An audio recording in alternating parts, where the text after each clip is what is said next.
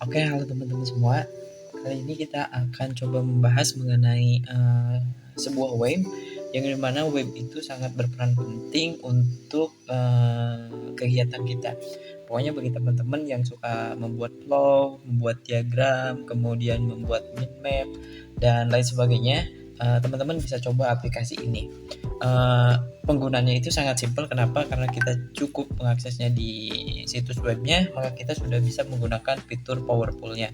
Nah, biasanya kalau teman-teman biasanya pakai Visual Studio, maaf, bukan Visual Studio tapi yang di Microsoft itu apa namanya, Visio, yang dimana kita harus menginstal Visio, kemudian kita harus kalau menurut saya sih lebih enak ini. Kenapa? Yang pertama adalah dia berbasis web online, dan yang kedua adalah kita bisa share.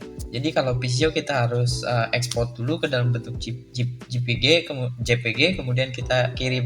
Nah kalau ini nggak usah, teman-teman tinggal buka webnya, kemudian teman-teman tinggal copy linknya, tinggal share, dan orang lain nanti bisa melihat dokumentasi atau flow yang teman-teman buat.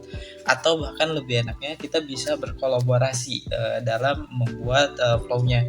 Misalnya saya membuat satu lembar kerja, kemudian teman saya juga saya ADD, dan kita bisa saling menambahkan entitas di dalamnya. Oke, nama aplikasinya itu adalah Whimsical. Nah ini teman-teman bisa lihat di layar. Saya bakal sedikit jelasin tentang apa itu Whimsical dan fungsinya untuk apa dan kegunaannya untuk apa, dan seberapa bermanfaatnya Whimsical untuk user si penggunanya. Oke, yang pertama adalah ini adalah si Whimsicalnya. Ini adalah tampilan awal dari Whimsicalnya. Bisa teman-teman lihat bahwa di sini kita bisa membuat beberapa tipe tipe project. Yang pertama adalah docs, flowchart, wireframe, minmap, dan project, dan masih banyak lagi nanti di dalamnya. Jadi kalau teman-teman mau bikin skenario, misalnya tulisan artikel, teman-teman bisa juga buat di Whimsical Docs, kemudian teman-teman share. Kemudian kalau mau buat flowchart untuk pengembangan aplikasi atau untuk keperluan kantor, bisa juga wireframe dan lain sebagainya. Untuk daftarnya juga sangat mudah sekali ya teman-teman, tinggal nanti kita coba aja. Kita tinggal sign in. Nah, kalau saya sih lebih suka login ke dalam Whimsical itu menggunakan email ya. Jadi saya nggak usah bikin user baru, tapi saya menggunakan Gmail saya. Kita login aja pakai Gmail biar lebih enak. Tinggal dipilih aja Gmailnya mau pakai yang mana. Oke, saya pakai punya saya. Oke, katanya passwordnya. Oke, ini belum pernah saya pakai ternyata. Saya pakai yang punya saya aja.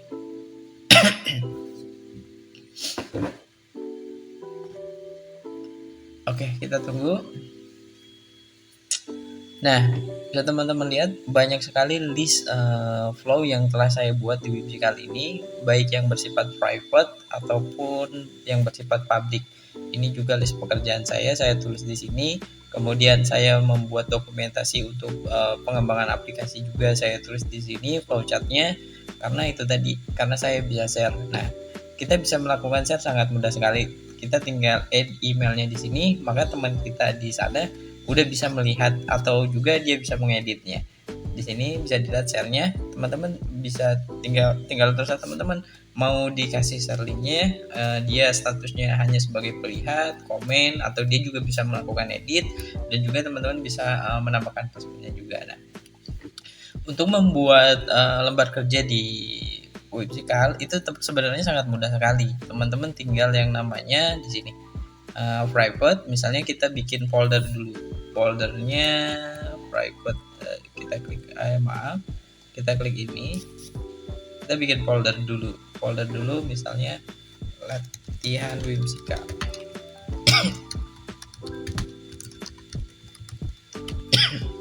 Oke, setelah ini kita mau buat semua project Whimsical kita nanti ditaruh di dalam folder latihan Whimsical ini. Kita buat, misalnya kita mau buat apa? Di sini ada doc, board, wireframe, project, sama bikin folder tadi, atau enggak cari template. Nah, contohnya kita pakai doc dulu. Kita buka doc.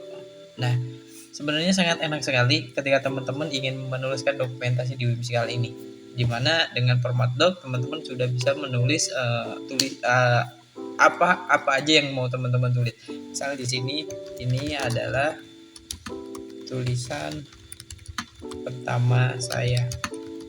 Kemudian di sini tinggal teman-teman masukkan aja kontennya. Misalnya ini adalah list pekerjaan harian saya. Nah, gini. Kemudian teman-teman juga bisa melakukan diskusi di sini. Jadi tulisan teman-teman bisa dilakukan diskusi di sini. Dan teman-teman juga bisa menggunakan beberapa fitur paragraf yang ada di Whimsical.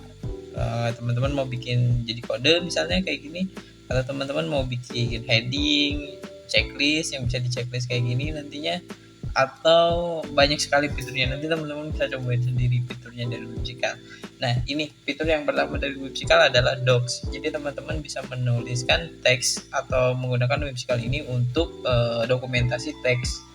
Kemudian teman-teman juga bisa menggunakan Whimsical ini untuk pembuatan flowchart di sini di board. Nah, bisa teman-teman lihat di sini udah ada panel-panelnya. Teman-teman tinggal klik drag and drop aja sebenarnya kayak gini. Kemudian misalnya butuh kotak kayak gini. Dan yang paling enak itu adalah ketika teman-teman narik, di sini dia udah belok otomatis. Ini enak banget. Jadi kalau teman-teman yang biasanya pakai Visio, mesti cobain juga pakai Whimsical. Nanti ketahuan enaknya lebih enak pakai mana. Kalau saya sendiri sih enakan sekarang pakai ini. Kenapa? Karena itu tadi kesimpulannya saya bisa akses di mana saja, dan orang-orang di sekitar saya bisa saya kasih tahu hanya dengan men-share linknya. Tuh, enak banget. Tinggal kalau misalnya mau masukin nama di sini tinggal gini. Fiturnya enak banget, banyak banget untuk ukuran font, kiri kanannya, tengahnya, boldnya, kemudian italiknya, garis miringnya, dan lain sebagainya. Pokoknya banyak banget deh. Kemudian teman-teman juga bisa menambahkan yang namanya misalnya ikonnya ya. Ikonnya kan di sini kotak segitiga yang kayak gitu aja. Teman-teman pengen menambahin yang lebih kekinian misalnya. Teman-teman bisa cari di sini set ikonnya, accessibility misalnya kayak gini. Kemudian energi misalnya kayak gini. Bisa taruh di sini misalnya kali ini. Kemudian bikin flowchartnya kayak gini. Biasanya flowchart kayak gini kepake banget ya buat teman-teman yang bekerja baik sebagai IT system ataupun misalnya pekerjaan yang khususnya membuat flow kayak gini, flow dokumentasi, flow bisnis dan lain sebagainya, bisa menggunakan Whimsical ini. Kemudian teman-teman juga bisa menggunakan yang namanya wireframe. Kalau misalnya teman-teman mau bikin simulasi dari pembuatan sebuah aplikasi misalnya, atau UI-nya. Misalnya link di sini bisa dilihat link, atau misalnya teman-teman mau menambahkan untuk device-nya dulu, device-nya misalnya tampilannya Windows gitu kan. Kemudian nanti di tampilan Windows-nya mau ada apa aja nih, teks inputan misalnya di Windows ini. Nah, teman-teman kalau misalnya kegedean, teman-teman bisa kecilin di sini versi dari zoom-nya 50%, kemudian 70%. Misalnya saya mau buat wireframe untuk membuat halaman login.